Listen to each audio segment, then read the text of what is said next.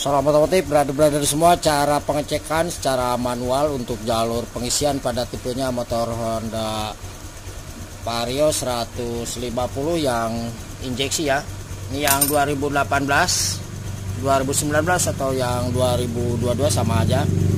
Nah, ini kebetulan di bagian akinya sudah kita lepas, dan untuk di bagian selahannya ini juga gak ada di selahannya ya.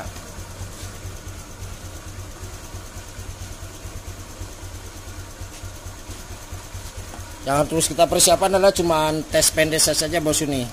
Jadi tes pendeses seperti ini, pastikan untuk yang namanya keluaran dari sensor CKP, nah itu karena jalur pengisiannya dari bagian ini ya. Jadi untuk tanpa plus aki terpasangkan nih. Nah, cek ke 3 jalur kabel ini, yang merah garis biru, merah garis putih ya. Nah, bagian tengah ini nih, dan juga merah garis kuning dan hijau. Nah, ini hijau ini adalah jalurnya massa. Nah, ketika berada di semua di bagian jalur massa ini nggak ada, karena ini tidak ada arusnya ya. Nah, ini pastikan terpasang kebodi atau rangka motor. Untuk jalur massa ini biasanya posisinya berada di bagian bawah nih.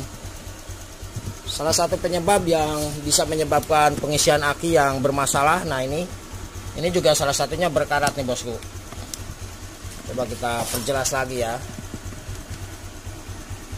Itu untuk bau posisi platnya ya. Nah, ini berkarat, jadi kita harus bersihkan.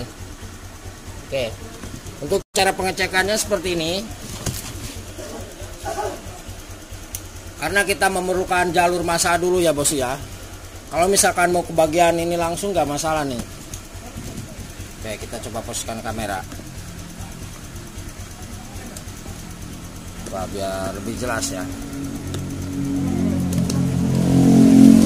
Kalau misalkan tidak ada arus, salah satunya berarti mau tidak mau kita harus bongkar di bagian yang namanya sensor CKP ya.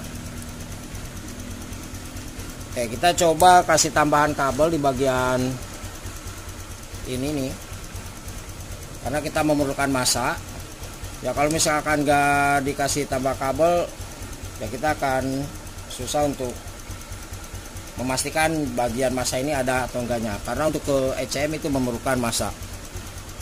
Oke, di bagian tes DC ini nih kita coba pastikan.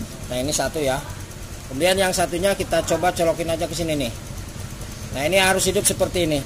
Kalau misalkan di bagian tes DC ini berarti untuk jalur pengisiannya itu ada dan normal.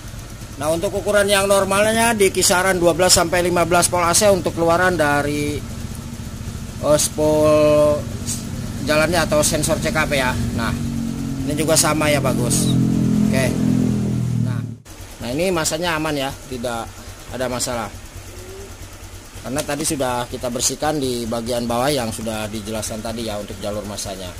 Kemudian brother semua, kalau misalkan untuk jalur yang namanya pengisian tidak bisa mengisi ya, salah satunya bisa di kiprok atau regulator yang berada di bagian ECU ini nih yang bermasalah. Intinya brother semua, pastikan itu harus ada arus keluar nih. Oke, jadi seperti itu aja untuk cara pengecekan di bagian jalur sensor CKP brother semua. Semoga bisa bermanfaat. Kalau misalkan ada yang ditanyakan, silahkan tulis saja di kolom komentar. Oke, terima kasih, selamat malam dan salam otomotif.